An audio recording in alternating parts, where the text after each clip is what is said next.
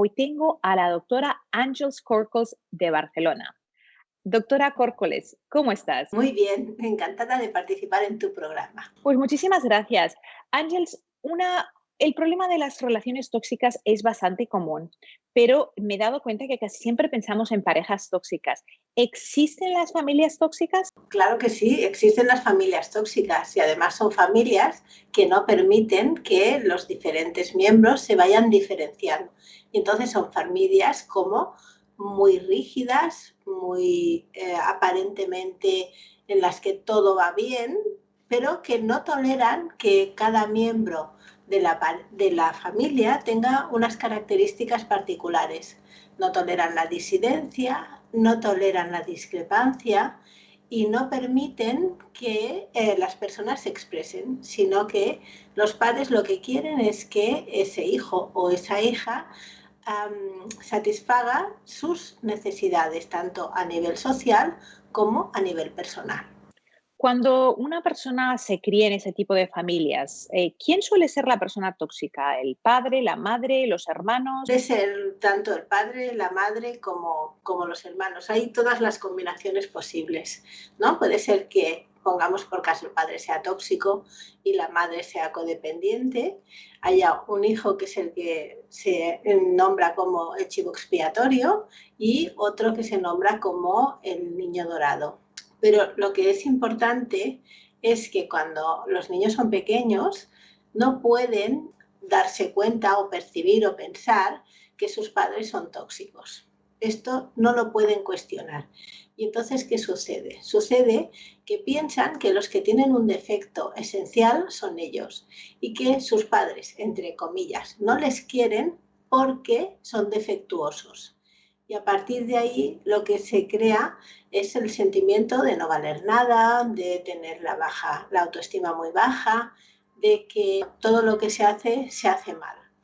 Esto, a medida que se va creciendo, se puede cambiar, a veces se cambia, a veces no se cambia, pero el origen que tiene es en estas épocas infantiles, porque el niño, por supervivencia, lo que hace es primar o salvaguardar el vínculo, porque si no tiene unos adultos que lo cuidan, puede morirse. Cuando estuve viendo todo el trabajo que tú has realizado, sé que estás en proceso de crear un curso que va a estar disponible para muchas personas que quieren aprender cómo recuperarse de esa relación tóxica, pero hay un término que me dejó muy marcada y es el término perverso narcisista. ¿Qué es un padre o una madre que son perversos narcisistas? La perversión narcisista son personas que fluctúan entre lo que sería la perversión, el narcisismo y la psicopatía, y ahora voy a explicar lo que es. La perversión es convertir lo malo en bueno y lo bueno en malo. De manera que si es un padre o una madre que tiene un hijo, lo que va a hacer es machacar a ese hijo con aquellas cosas que hace bien y va a fomentar en ese hijo aquellas actitudes o aquellos defectos que en realidad debería corregir. Esto es la perversión. El narcisismo es creerse que es el mejor del mundo. Yo soy el mejor del mundo, yo todo lo hago bien, a mí todo me es debido. Entonces, ¿qué sucede? Si yo me creo que todo lo hago bien, ¿qué hago con mis defectos? Porque todas las personas tenemos virtudes y defectos. Entonces, con mis defectos lo que hago es depositarlos en otra persona. Y esto a mí me permite continuar con la idea de que yo soy así perfecto y omnipotente. Y entonces son personas con las que cuando hablas con ellas o te hacen algún reproche, en realidad te están hablando de aquellos aspectos que no toleran en sí mismas. Te están hablando de su sombra, no te están hablando de ti, porque como lo que hacen es proyectar a la persona que tienen delante, en realidad no la pueden ver. Entonces, ¿qué hacen con los hijos? A los hijos les regañan por sus defectos. Entonces son niños que reciben muchas broncas porque además son personas que se alimentan del dolor y del malestar de los demás. Y es algo que hacen expresamente. Y este punto es un punto en el que a mí me cuesta mucho que la gente acepte, porque nos cuesta mucho aceptar que hay personas con malas intenciones. Lo vemos a diario, nos lo encontramos en el trabajo, nos lo encontramos en la calle, nos lo encontramos en la familia, pero aún así nos cuesta aceptar que algunas personas son malas personas. No es que todo el mundo sea así, evidentemente, pero si no lo tenemos en la cabeza, si no lo conocemos, no lo podemos reconocer y por tanto no nos podemos poner a salvaguarda o no nos podemos defender de este tipo de personas. Como he dicho, tiene la parte de la perversión, la parte del narcisismo y la parte de la psicopatía. La psicopatía, ¿qué es? Es la transgresión de la ley, saltarse las normas. Entonces son familias o son personas que creen que las normas no están hechas para ellas y se las saltan a la torera, o bien hacen que las otras personas se salten las normas o hagan cosas que no quieren hacer. Son personas que te ponen en un compromiso, que hacen pasar mucha vergüenza a los hijos, les critican por lo que hacen bien y les aplauden por lo que hacen mal, y que, bueno, si el hijo o la hija hace alguna cosa que debería ser corregida, lo van a estimular. Y fluctúan entre estas tres caras. Son familias que están muy pendientes de la imagen y están muy pendientes del dinero. El dinero es un tema fundamental, porque es aquello de que tanto tienes, tanto vales. ¿Y eso por qué? Porque a nivel interno son personas muy pobres. Son personas que se sienten vacías. Porque en este mecanismo de la proyección que he explicado antes, como aquellos aspectos que todas las personas tenemos que corregir, si no las corregimos, ¿qué hacemos? Nos empobrecemos, pero además como depositamos nuestro interior en la otra persona, eso también nos empobrece. Entonces, cuanto más proyectamos, más nos empobrecemos. De manera que son personas que a medida que van poniendo años, se van como atontando, se van quedando, en lugar de crecer como personas, son personas que van, ¿cómo lo diría yo? Cada vez pareciendo como más tontas, están más embobadas, más pobres, eso, se van empobreciendo. En esas proyecciones de las que tú me hablabas, donde tenemos la perversión, tenemos el narcisismo, la psicopatía, ¿puede ser que una de esas tres sea más prevalente en ciertas personas o dos de las tres que no es un 33% equivalente para todo el mundo? Y si ese es el caso, descríbeme qué sería una persona que es perversa más que narcisista y más que psicópata, una persona que es más narcisista que psicópata y perversa y una persona que es más psicópata que narcisista y perversa. ¿Cuáles serían esas variantes y cómo lo podríamos identificar? Vale, estos tres componentes, digamos que o fluctúan en el sentido de que ahora muestro una cara, ahora muestro la otra, o bien, como tú dices, se combinan de manera diferente en cada persona.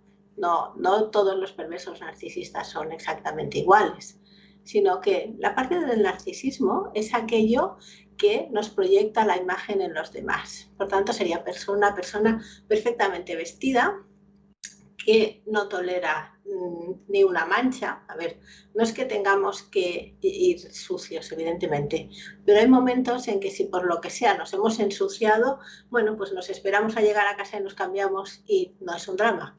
Nos vamos a ir sucios, pero no es un drama. En estas personas, si en un momento determinado se ensucian, se descomponen, porque su imagen personal o lo que ellas son depende única y exclusivamente de esta imagen que dan. Entonces son personas que se cuidan mucho, pues, de llevar un buen reloj, de tener un buen coche, de tener una buena casa, de que todo esté en su lugar perfectamente puesto, porque necesitan esa rigidez para mantenerse estructurados. Esa sería la parte narcisista. La parte perversa, bueno, aparte de las perversiones sexuales, sería aquella persona que constantemente está mofándose de lo que sería negativo. Por ejemplo, sería una persona que se emborracha y además está orgullosa de hacer eso, en el sentido de que aquello que nos perjudica, en lugar de decir, bueno, pues esto lo voy a corregir o voy a ver qué hago con esto, pues no, eso lo exhibo.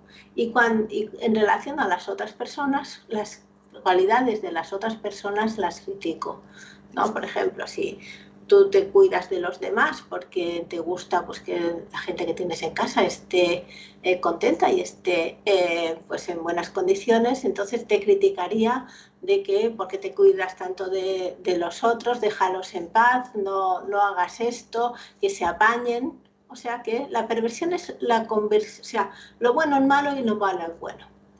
Y el psicópata es el que transgrede la ley, que ahí tendríamos cualquier actividad delincuencial, podríamos tener pues personas que son estafadores y que bueno, pues eso, no tienen ningún escrúpulo en venderte algo, quedarse con el dinero y no darte lo que te han dicho que te vendían, ¿no? Son los tres aspectos.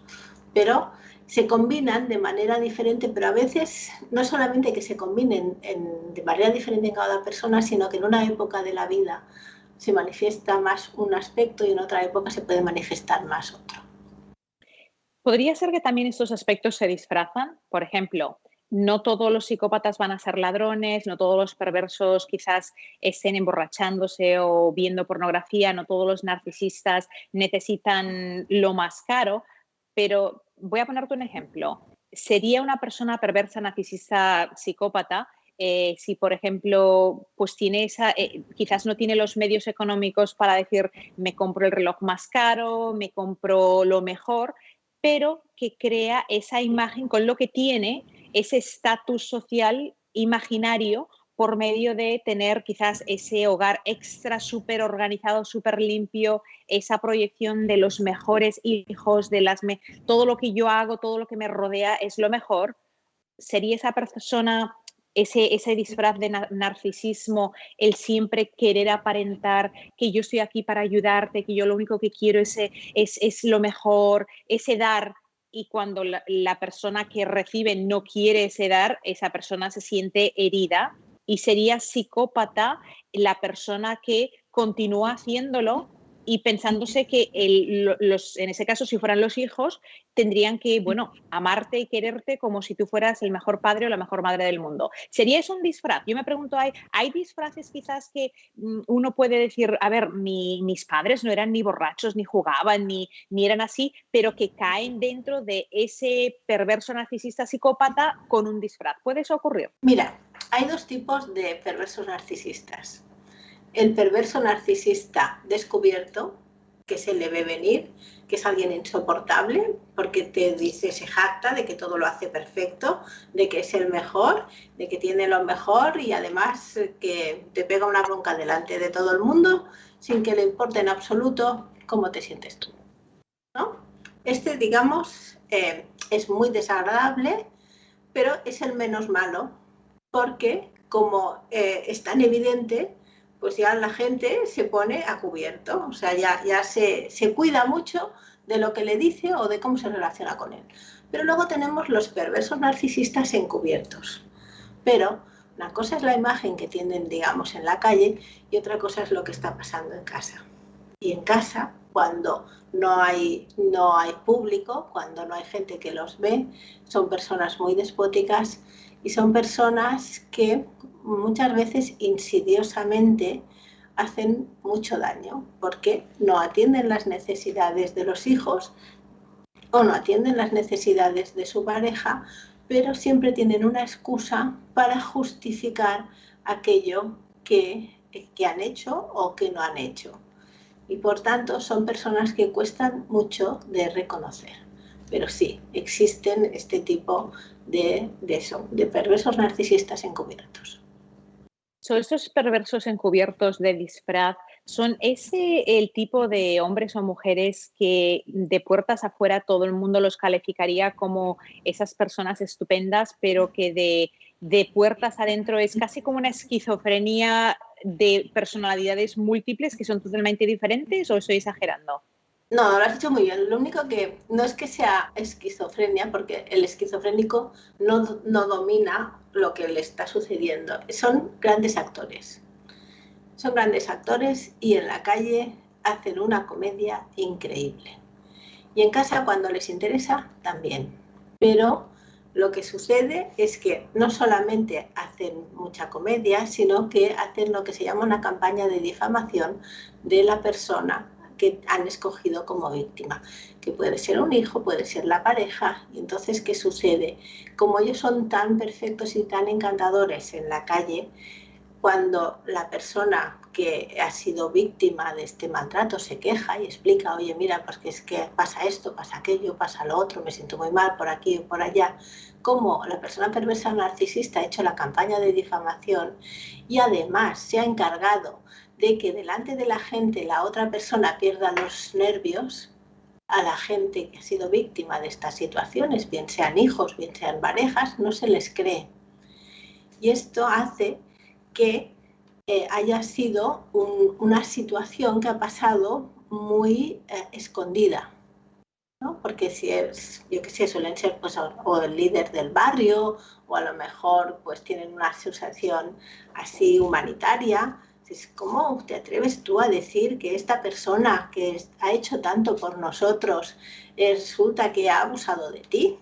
Pues, ¿no será que te lo estás inventando? Porque además, como te hemos visto perder los papeles en muchas ocasiones, pues no, lo que tú digas no tiene credibilidad para nosotros. Y esto es algo que las personas víctimas se han encontrado. Y además, ¿qué sucede? Si son los hijos que explican que con los padres ha pasado esto, ha pasado aquello, ha pasado lo otro, como a nivel social hay una idealización de la familia y no se puede hacer una crítica de lo que sucede en casa, no se puede criticar a los padres. ¿Qué pasa? Pues que los hijos, cuando se encuentran en esta situación, se sienten muy mal, se sienten muy malos hijos o muy malas hijas por, por atreverse a explicar que en casa sus padres no son tan buenos como dicen. Y además se sienten muy culpables y con mucho sentimiento de vergüenza. Se avergüenzan de explicar que en casa suceden estas cosas, pero es qué vergüenza que yo he pasado por esta situación. Me da vergüenza que mis padres, entre comillas, no me hayan querido. Por esto que explicaba antes, es que yo tengo un defecto esencial que ha hecho que no sea querible. Y aquí la cosa se lía bastante y produce mucho dolor. Te voy a poner un ejemplo. Digamos que en una familia, uno de los progenitores, el padre o la madre, es el perverso narcisista psicópata y que esa persona escoge a su pareja como la persona que va a atacar. Podría ser que los hijos, digamos que el padre ataca a la madre y todo lo que la madre hace lo hace mal, es una mala administradora, no limpia, no es buena, no es cariñosa, o sea, todo, todo, todo negativo.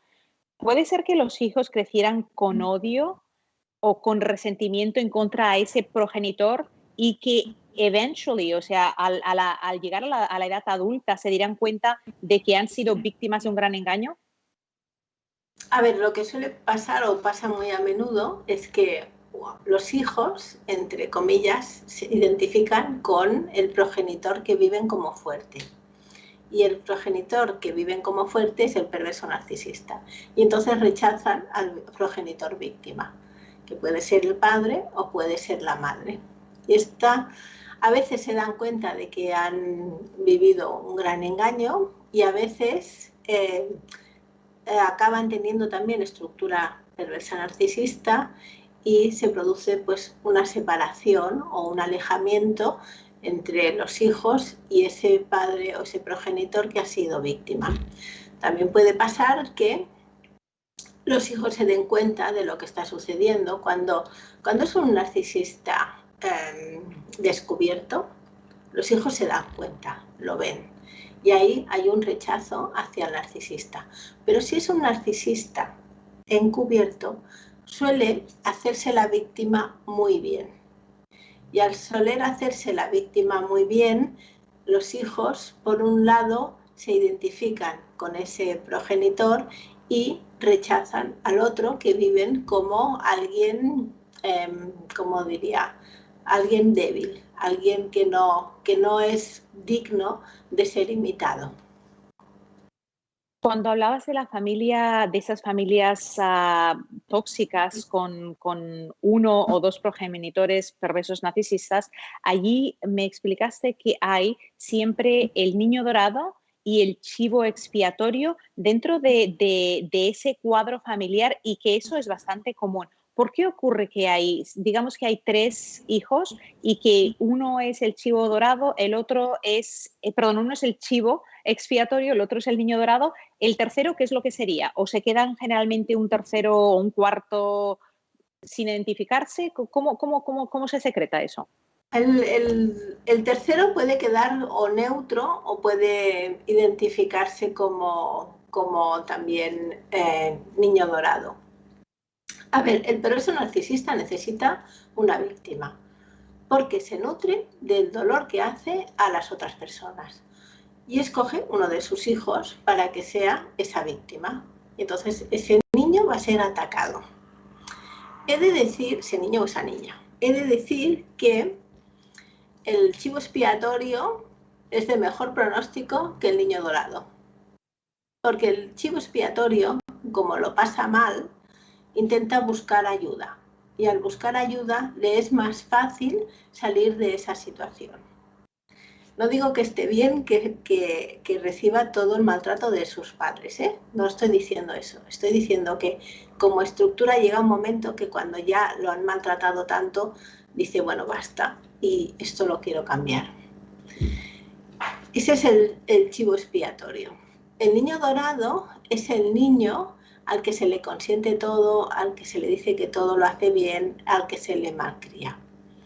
En cualquier caso, en los dos casos hay un maltrato hacia los hijos, tanto si es el chivo expiatorio como si es el niño dorado, porque si tú a tu hijo no le pones unos límites correctos, ahí estás maleducándolo o lo estás, entre comillas, maltratando por falta de coherencia educativa. Y no me estoy refiriendo a que todos los padres en un momento determinado somos incoherentes y todos los padres en un momento determinado podemos, bueno, alzar la voz y perder los nervios. No es eso. Me estoy refiriendo a un maltrato sistemático a nivel psicológico de decirle a un niño que no vale nada, que es una mierda, que todo lo hace mal, que es un desastre, ¿eh? Y que este niño reciba constantemente ese mensaje. Porque a veces luego se confunden los términos. No, a ver, si has tenido hijos o si hemos tenido hijos en un momento determinado, pues o nos hemos equivocado o hemos perdido los nervios. No es eso. No es eso, eso no es el maltrato del que estamos hablando. Y Además, estamos hablando de un maltrato psicológico, no necesariamente físico. Puede quizás tener un adyacente físico, pero generalmente es mental, o sea que es muy silencioso. exacto. Y además los niños necesitan que los padres sean imperfectos y que los padres se equivoquen. Porque si los padres se equivocan, esto estimula el funcionamiento mental y el crecimiento emocional de los niños. Por tanto, que nos podamos equivocar o podamos meter la pata es sano, ¿no? Winnicott decía que las madres tienen que ser lo suficientemente buenas. O sea, que... No, no perfectas, no perfectas. En esa línea de pensamiento, Ángels, algo que se me ocurre, este progenitor perverso narcisista, utilizaría términos como, oye, esto yo no lo haría. Cuando yo era joven, yo nunca hubiera hecho esto. No, es que esto yo, como un ejemplo de ponerse a ellos mismos en un pedestal imaginario. ¿Es eso algo que podemos identificar en esas personas? Exactamente, sí, sí. Yo a tu edad esto ya lo tenía solucionado. Yo a tu edad ya trabajaba. Yo a tu edad ya me espabilaba por mi cuenta. Yo a tu edad, bueno, pues tú a mi edad a lo mejor sí, a lo mejor no. Y a lo mejor mira cómo estás por haber hecho esto a mi edad. Porque probablemente no tocaba.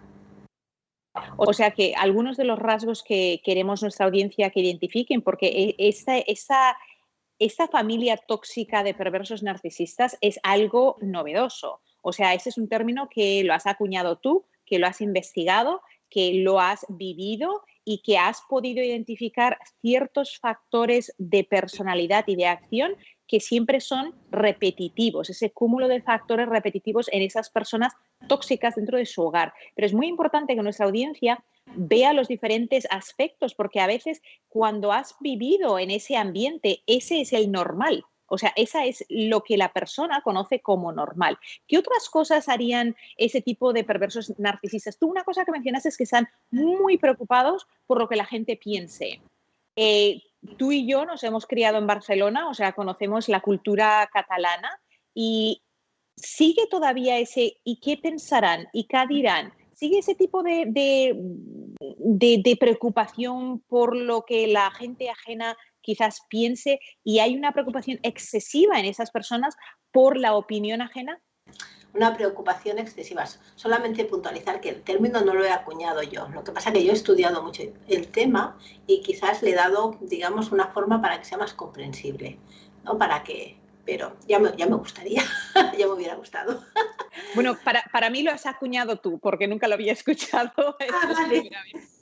vale, Así que vale. para mí eres la acuñadora del perverso narcisista y creo que es un tema fascinante porque son muchas, muchas, muchas, en mi opinión, las familias que viven con ese desequilibrio emocional que luego se presenta en patologías físicas, o sea, enfermedades fisiológicas causadas por ese estrés y ese desequilibrio que tenemos entre el sistema nervioso simpático, parasimpático, el estrés y todo lo demás de lo que luego vamos a hablar. Pero entonces, lo que me estabas mencionando es que algunas de esas personas sí tienen esa necesidad de siempre preocuparse por la opinión ajena. Sí, sí, la imagen es fundamental. O sea, sobre todo que la gente de la calle piense que son una familia ideal. A veces se habla también de familias en pote de mermelada. Porque, porque en un pote de mermelada no puedes distinguir las diferentes piezas de fruta, sino que queda todo mezclado. Entonces son familias que van en pack, ¿sabes? Que van todos juntos y que hacen todos lo mismo y que parece que estén muy unidos y que parece que todo esté bien, parece que, ¿no? Es esta imagen, pero que no se toleran, como decía yo, pues eso, que el hijo no estudie lo que el padre quiere. El padre querrá que su hijo sea pues, abogado, arquitecto, médico, pero si a lo mejor el hijo tiene pues cualidades artísticas, eso va a ser algo como muy atacado y no se le va a poder permitir que desarrolle las habilidades que tiene. Cuando hablamos de esas familias tóxicas con personalidades perversas narcisistas, donde se busca un personaje en la familia en particular a quien se le va a atacar, ¿suele ser una persona o suelen ser varias? Digamos que hay una persona en la familia, el padre o la madre, que son perversos narcisistas, ¿escogen a un solo individuo como su target, su diana, o pueden ser varios? ¿O pueden ser todos y ellos son intocables? A ver, lo más habitual es que sea uno, pero a veces va por épocas. Digamos que una época le toca a uno de los hijos ser el chivo expiatorio y entonces el otro es tratado como el niño dorado y luego de una época esto cambia. A veces va cambiando en función de lo que interese, pero muy habitualmente es uno el que recibe siempre. Uno de tus vídeos habla de en qué medida estamos pendientes de la opinión de los demás. ¿Por qué es eso importante incluso para nosotros, el analizar hasta qué punto eso nos influye? Bueno, pues esto es muy importante porque si estamos pendientes de la opinión de los demás, lo que no tenemos en cuenta es nuestra opinión y cómo estamos. Entonces, lo que sentimos, cómo está nuestro cuerpo, qué tensiones tenemos, qué malestares a nivel emocional o a nivel físico, nos dan una información muy valiosa de lo que nos está haciendo daño en nuestra vida. Pero si solamente estamos pendientes de agradar a los demás, estas señales que vamos recibiendo, tanto a nivel corporal como a nivel emocional, no las escuchamos. Y entonces no podemos dirigir nuestra vida hacia donde queremos, porque todo aquello que nos incomoda o nos produce un malestar o los llamados sentimientos negativos son lo que no queremos en nuestra vida o lo que nos hace daño. Y aquello que nos produce bienestar es hacia dónde nos tenemos que dirigir, bienestar emocional o bienestar físico, ¿no? Porque el cuerpo nos da muchos mensajes a todos los niveles. Si estamos pendientes de la opinión de la otra persona, ni nos escuchamos a nivel corporal, ni nos escuchamos a nivel emocional. Y entonces nos olvidamos de nosotras, no sabemos lo que nos gusta, no sabemos lo que nos va bien, no sabemos lo que necesitamos y progresivamente nos vamos apagando y nos vamos enfermando. Y ahí las enfermedades nos están diciendo que algo nos está haciendo daño. Cuando hablamos de esas relaciones tóxicas en familia, casi siempre estamos imaginando estos niños pequeños, todavía en crianza. Cómo se maneja esa relación tóxica? En uno de tus vídeos en YouTube me encantó que hablas de las reuniones familiares, o bien un festejo o una Navidad o un momento en el cual toda la familia se reúne y el que ha sido el chivo expiatorio, yo me imagino que tiene muy pocas ganas de ir. ¿Cómo se pueden manejar esas reuniones y qué es lo que se puede esperar? Porque mi pregunta siempre es, ¿ese tipo de personas cambian? ¿Los perversos narcisistas? No. Y además tienen contraindicado hacer terapia. ¿Por qué? Porque aprenden más técnicas de manipulación. Entonces, no hay que... O sea, no todas las personas son terapeutizables. No todo se puede cambiar. Es una estructura. Y esta estructura no tiene solución. Cuando ya es... A ver, es una estructura. Una cosa es que en un momento determinado podamos tener rasgos perversos o rasgos narcisistas, todas las personas dentro de otro tipo de estructura. Eso se puede tratar. Y si estas personas cambian es que no son perversas narcisistas. ¿Qué hace el perverso narcisista? El perverso narcisista, cuando se da cuenta de que la otra persona está ya muy harta o que va a decir basta, entonces recula y empieza a una actitud como seductora, como diciendo, bueno, si yo te quiero mucho, si no lo voy a hacer más, si voy a cambiar, si lo he entendido, etcétera, etcétera. Es comedia. Porque a la que la persona víctima baja la guardia, vuelve otra vez a hacer exactamente lo mismo, porque se nutre del malestar que provoca. Entonces, en las relaciones familiares, en una comida de Navidad, ¿qué es lo que puedes hacer? Primero, tener claro que eso va a ser así y que no va a cambiar. Después, decide si quieres ir o no quieres ir, porque a lo mejor no te apetece. Y eso, bueno, pues eres dueña de decir que no. Si vas allí, no te pongas de diana en la medida de lo posible o no respondas a las provocaciones que recibas. Y para eso hay una técnica que se llama de la piedra gris, que es parecer como muy sosa, no dar información personal y no responder en absoluto. Entonces la pregunta es, ¿me interesa a mí ir a una comida de Navidad para estar de esta manera? Bueno, aquí cada cual ha de pensarlo y valorarlo. A lo mejor te interesa ir porque quieres ver a otras personas que van a ir a esa comida, o a lo mejor crees que no te vale la pena estar aguantando según qué tipo de intervenciones o según qué tipo de comentarios, si van a ir todos a por ti. Y esto ya es cada cual que tiene que tomar sus decisiones. Pero bueno, sí que es importante tener en cuenta que la opción de decir que no existe, porque antes lo que pensábamos es a estas comidas no podemos faltar. Bueno, pues a lo mejor sí. Cuando estamos pensando en estas personas perversas narcisistas que van a hacer buscar un chivo, van a buscar esa diana para atacarlo, ¿tú crees que cuando lo hacen, en el fondo, lo hacen porque saben que saben que van a crear una reacción? Porque generalmente la víctima ya lleva tantos años de abuso que reacciona, y eso las pone a esas personas de nuevo en una plataforma de, bueno, de ángel, de buenas personas, de víctimas. ¿Tú crees que hay ese efecto psicológico que en el fondo están buscando? Te atacan, reaccionas y ahora ellas son las víctimas.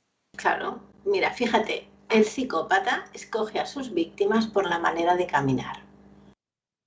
O sea, las víctimas que escoge el psicópata no son cualquier víctima.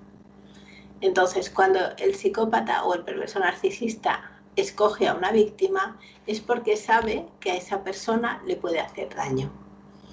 Pero como son muy manipuladores, lo que hacen es darle la vuelta.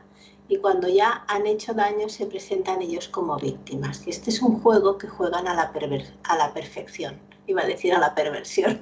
Es exactamente. Es así, A la perversa perfección. es un juego que juegan eso, a la perversa perfección. Entonces la víctima se encuentra, por un lado, que ha recibido de la persona perversa y por otro lado, que la gente de su alrededor no la acoge o no la cree por esta victimización o esta comedia que hace la persona que ha atacado.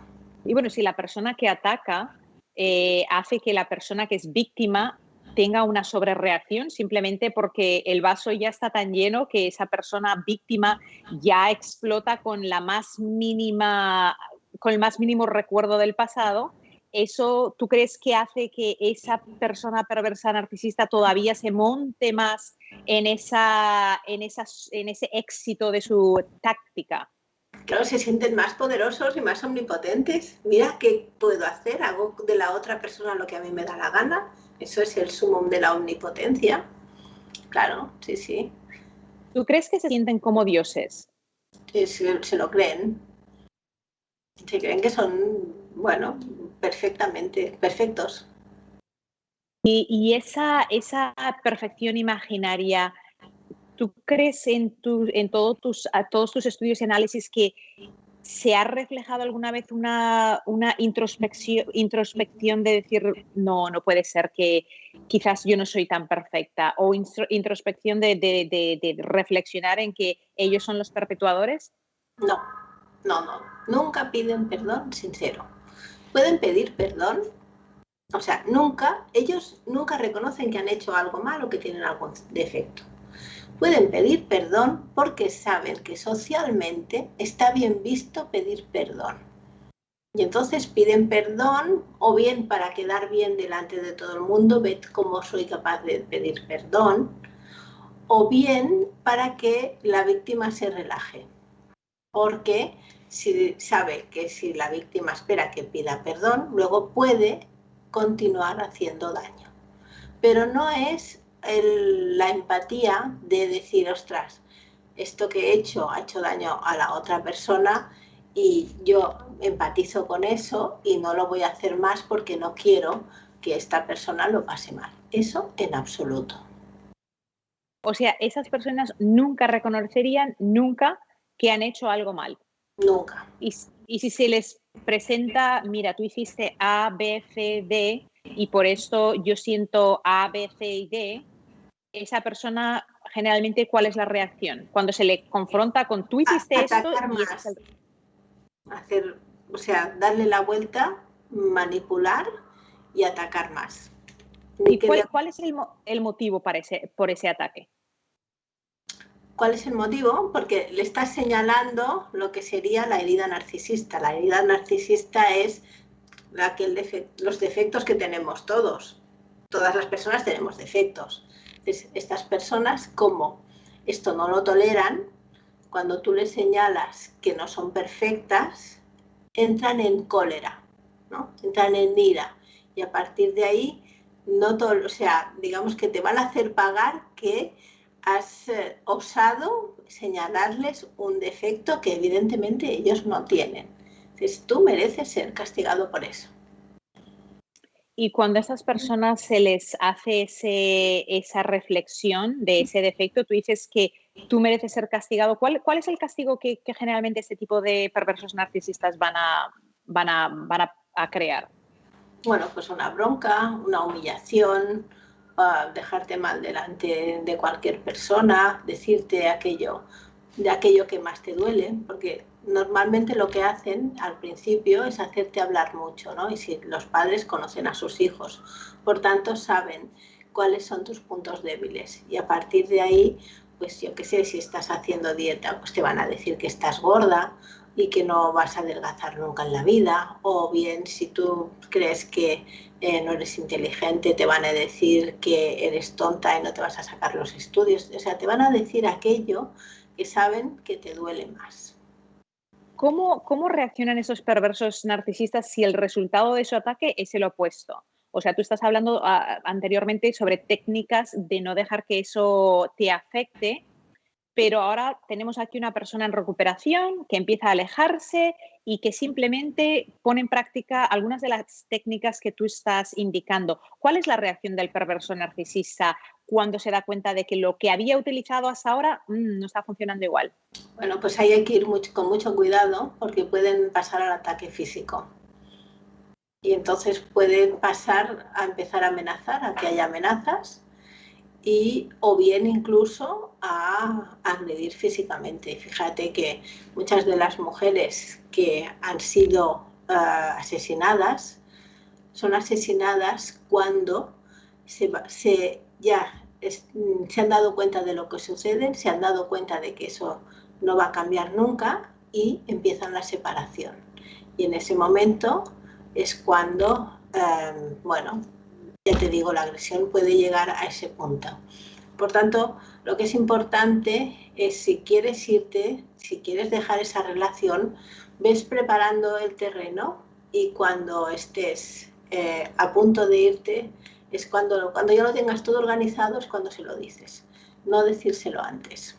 La reacción de ellos sería, de nuevo, como tú mencionas, manipular y hacer que tu plan se descomponga. O utilizarían sus técnicas para que te sintieras culpable y quizás cambiaras de opinión. También, ¿no? Llamarte loca o de amenazarte, ¿no? De que me estoy conteniendo, o te voy a agredir, o no vas a ser capaz de hacer esto, de marcharte, de seguir adelante sola. Bueno, va a reduplicar el maltrato. Ese tipo de víctimas que están tan acostumbradas a ser abusadas, ¿cómo las podemos ayudar? Yo sé que tú trabajas específicamente con mujeres que han sido víctimas de relaciones tóxicas en pareja o en familia. Eh, ¿Cuáles son los primeros pasos? Primero, me imagino, para identificar con las características que estás mencionando, pero ya una vez se ha identificado, dame pasos más activos para que esa mujer o ese hombre puedan empezar a ver que sí, que van a poder salir de ahí. Bueno, pues se trata de que puedan empezar a ganar en autoestima, pierdan el miedo a tirar adelante solas, que se empiecen a valorar adecuadamente, que dejen de querer ser buenas personas, porque eso es algo, queremos ser buenas personas, que nos quiera todo el mundo y ahí metemos la pata, ¿no? También es dejar de sentirse culpables, dejar de pensar que todo lo que haces lo haces mal, que no mereces eh, que la vida te vaya bien, sentirte, bueno, pues hacer como un repaso de todos los logros que has tenido para que te des cuenta de que sí que eres capaz y bueno, y sacarte de encima el sentimiento de culpa, porque el sentimiento de culpa es un sentimiento que los padres perversos narcisistas inoculan en los hijos, ¿no? Esto que me pasa a mí es culpa tuya o me he separado de tu madre por mi culpa.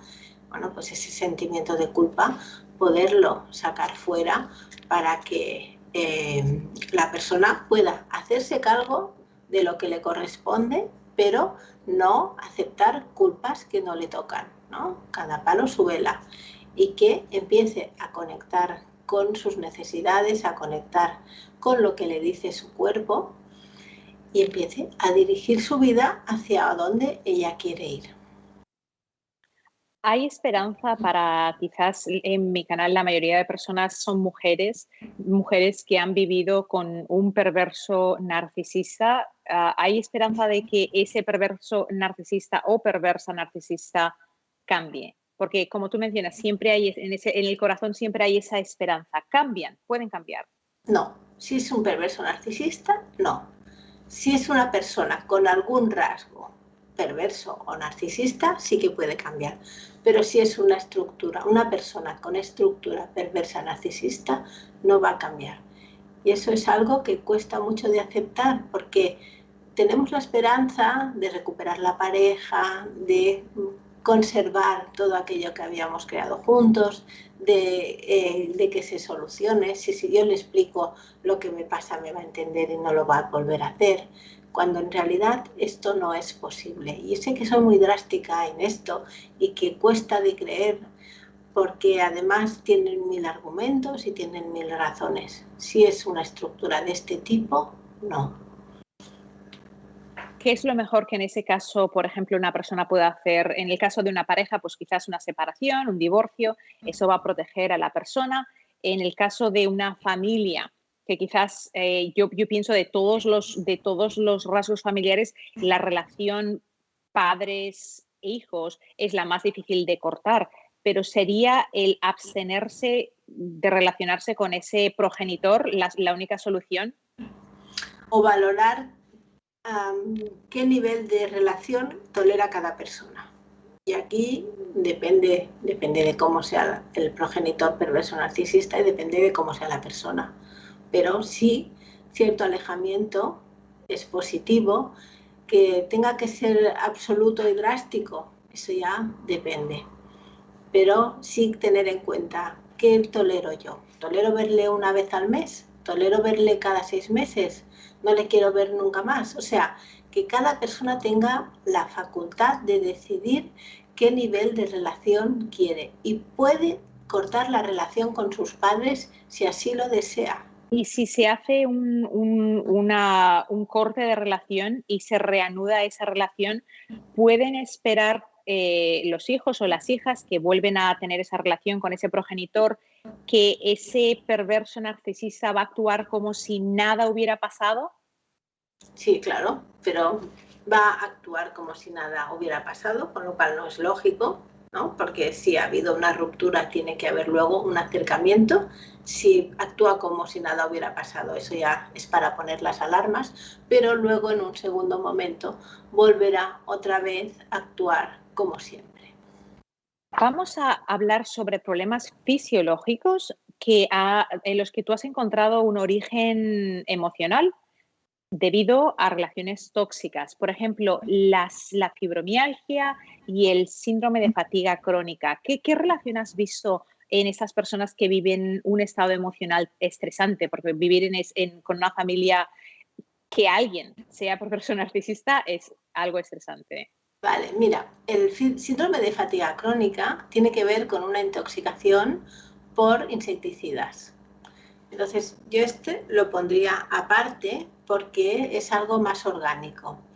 Pero la fibromialgia se da en mujeres, principalmente hay algún hombre, pero sobre todo son mujeres que han tenido una infancia muy dura, que han tenido que hacerse cargo de situaciones de adultos cuando eran pequeñas, algunas han sufrido abusos sexuales y entonces han tenido que disociarse de todo el dolor para poder sobrevivir en esa situación. ¿Y qué pasa? Cuando hacemos esto, es el cuerpo luego el que se queja y el depositario y al mismo tiempo el avisador de ese sufrimiento.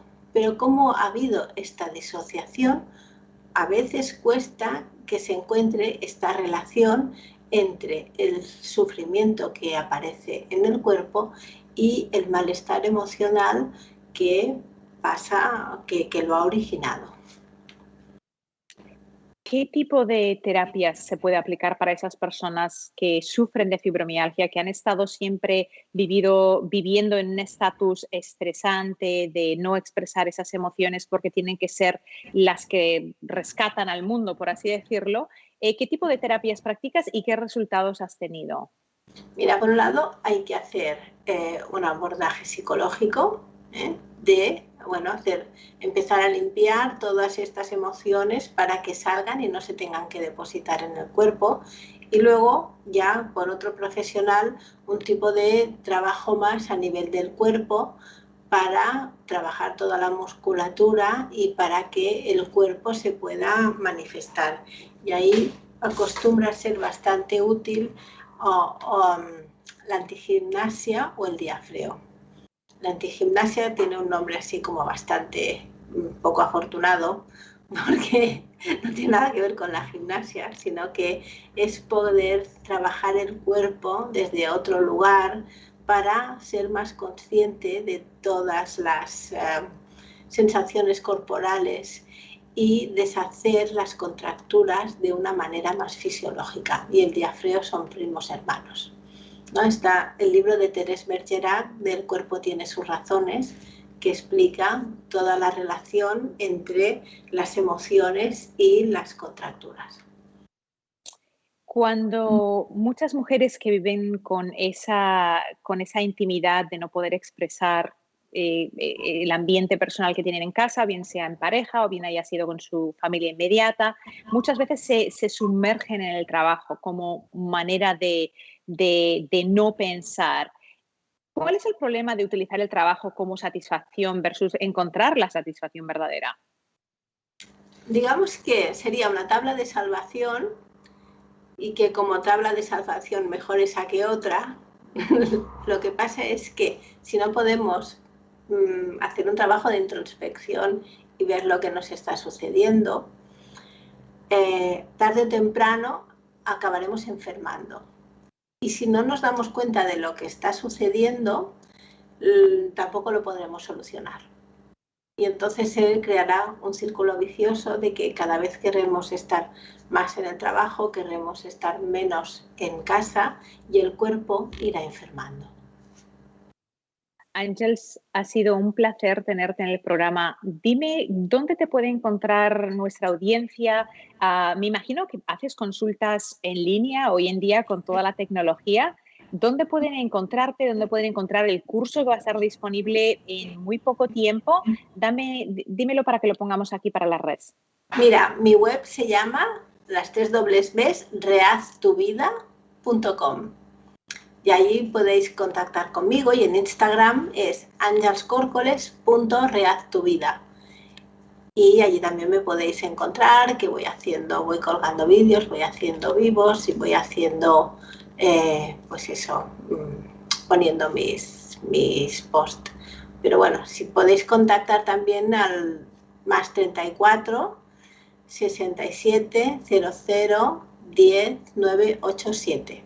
Y sí, hago consultas online y bueno, mi curso que va a estar pronto ya disponible y tendrá una parte que serán vídeos grabados y otra parte de consultas directamente, porque aparte de la información que yo puedo dar, también es importante ver en qué se queda encallada cada persona para poder desencallar ese aspecto y poderlo trabajar más en profundidad, ¿no? Y que nos sintamos a gusto con nosotras, nos sintamos valiosas y nos demos cuenta de que hemos conseguido muchas cosas en la vida y nos podemos sentir orgullosas. Ángels, la labor que haces es una labor humanitaria de mucho amor. Yo entiendo el desgaste psicológico para ti como médico que toma el poder escuchar a todas estas personas y realmente darles herramientas que puedan utilizar para rehacer su vida, nunca mejor dicho, y no sentirse culpables, sino sentirse triunfadoras. De nuevo, muchas gracias por estar aquí y vamos a repetir esta entrevista con muchas preguntas diferentes en un futuro cercano. Muy bien, muy bien. Bueno, solo decir que a mí este trabajo me gusta, entonces a mí no me desgasta, porque yo me siento muy bien cuando veo que ayudo a las otras personas, en este caso principalmente mujeres, también tengo hombres en esta situación, pero yo me siento muy bien y a mí me da energía ver que este trabajo que estoy haciendo llega a las personas que lo necesitan y les permite salir de ese pozo en el que se encuentran. Pues nos alegra muchísimo porque te vamos a llamar, ahora que sabemos que no te desgastamos. Muy bien, pues oye, cuando quieras volvemos a hacer otra. Muchas gracias, Ángels. Hasta la próxima. Ha Gracias a sido, todos. ha sido un placer.